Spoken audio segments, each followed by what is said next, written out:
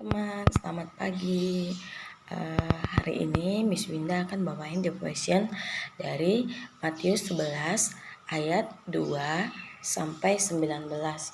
Miss Winda akan bawain devotion dari Matius 11 ayat 2 sampai 19. Miss Winda bacain ya untuk kita semua. Yesus dan Yohanes Pembaptis.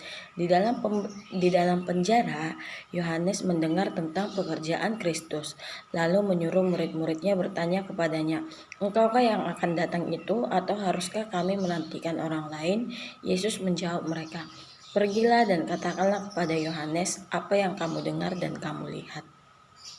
Orang buta melihat, orang lumpuh berjalan, orang kusta menjadi tahir, orang tuli mendengar, orang mati dibangkitkan, dan kepada orang miskin diberitakan kabar baik. Dan berbahagialah orang yang tidak menjadi kecewa dan menolak aku."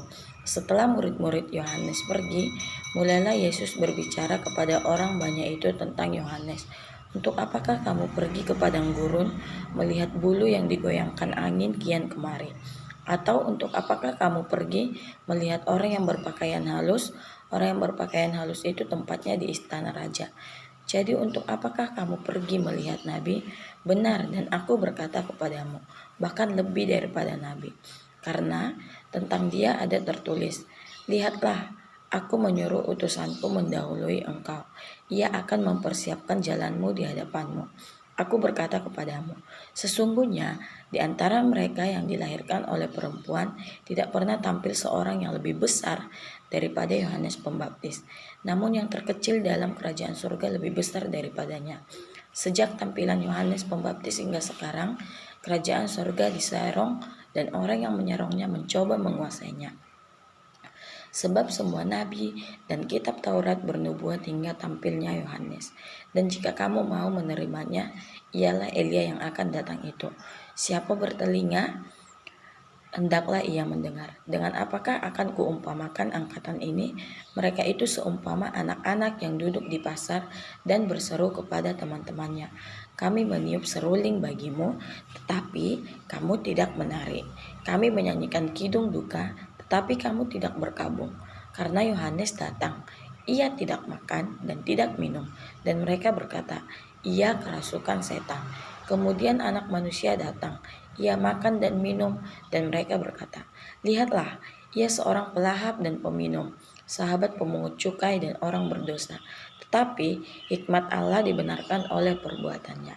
Oke, nah teman-teman, firman Tuhan hari ini mengisahkan pertanyaan dari Yohanes Pembaptis kepada Tuhan Yesus, di mana dalam Matius 11 yang ayat 3 dituliskan bahwa Yohanes menyuruh murid-muridnya untuk bertanya kepada Tuhan, "Engkaukah yang akan datang itu, atau haruskah kami menantikan orang lain?" Nah, Yohanes Pembaptis adalah kalau dalam bahasa Jawa itu disebut cecala. Cecala itu artinya perintis atau pembuka jalan bagi kedatangan Mesias. Nah, Yohanes itu dengan tegas yang menyerukan pertobatan dan pemberitaan tentang kedatangan kerajaan Allah.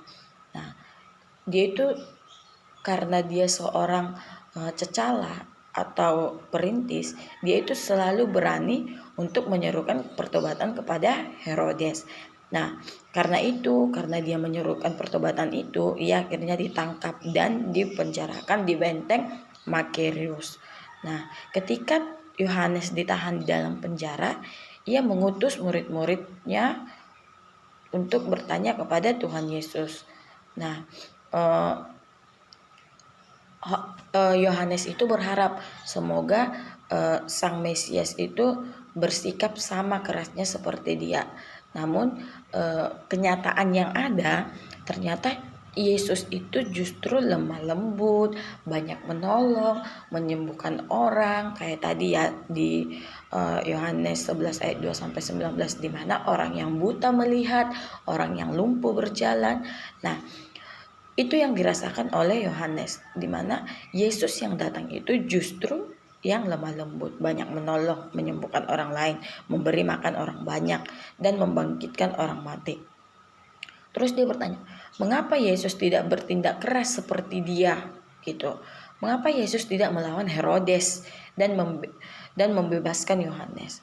Nah, keraguan-keraguan dari hati Yohanes Pembaptis itu enggak membuat Tuhan Yesus marah ya atau kecewa. Karena apa? Karena kan Yohanes itu murid Tuhan Yesus, tapi dia tidak percaya gitu sama Tuhan Yesus. Itu dia meragukan Tuhan Yesus. Nah, Tuhan Yesus justru meminta murid-murid Yohanes Pembaptis untuk melihat apa yang telah diperbuatnya, di mana orang buta tadi melihat, orang lumpuh berjalan, orang mati dibangkitkan, orang tuli mendengar, semua ke seluruh orang pemberitaan itu terkenal. Nah, Tuhan Yesus menceritakan pekerjaannya sebagaimana yang sudah. Nah, teman-teman, kita itu sering mengalami yang namanya keraguan ya. Mungkin permintaan doa yang kita serukan kepada Tuhan atau yang kita minta sama Tuhan nggak dijawab Tuhan gitu. Lama, bukan nggak dijawab ya, tapi nggak di waktu yang kita minta itu gitu. Nah teman-teman, kita harus belajar dari kisah Yohanes Pembaptis dan para muridnya, di mana Tuhan itu punya rencana indah untuk kita, tetapi tidak harus sesuai dengan apa yang kita pikirkan dan kita minta. Jadi kita itu minta nih sama Tuhan, Tuhan aku mau ini, mau ini, mau ini, mau ini, mau ini. Nah mungkin kita berdoanya contohnya bulan Agustus gitu. Nah nggak melulu doa kita yang kita panjatkan di bulan Agustus itu harus dijawab Tuhan saat itu juga.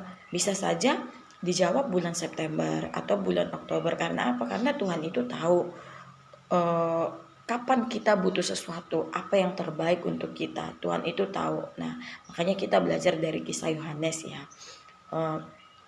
Kita itu harus percaya bahwa Tuhan itu punya sesuatu rencana indah untuk kita.